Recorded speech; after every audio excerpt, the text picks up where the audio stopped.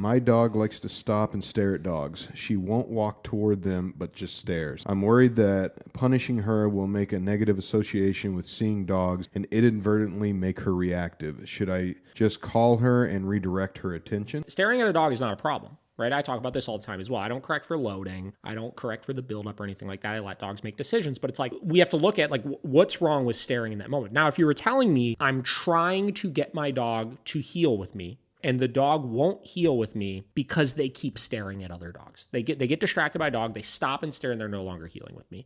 Well, your punishment at that point has nothing to do with staring at another dog. It has to do with they're not doing the command. But on the contrary, if you're just saying like, I'm loose in the field, we're hanging out, I'm throwing the ball for my dog, they're not in command or anything like that, and they stop and stare at another dog, it's like, so? There's no issue with that. If you want to test and see how distracted is my dog by this, you could do what you had discussed, which is give them a recall, see if they listen to it. And then if they don't, again, a correction for it, obviously. And then if they do listen to it, great. But the staring is not a problem. And they just replied, I guess I'm just worried that the other dog will take it as an invite to engage. Well, this also gets back to then, like, what are the situations you're describing, right? Is it you're out on a walk and you're letting the dog sniff around and stuff, but they're on a leash, the other dog's on a leash, and your dog stops and stares at the other dog, and the other dog gets triggered by that? That's the other dog's problem. That's not your dog's problem, they said. And not all dogs take kindly to staring from other dogs. Again, like, that doesn't mean that staring at another dog is bad. That means that other dog is poorly behaved. And it's not your responsibility to make sure somebody else's dog doesn't react at your dog.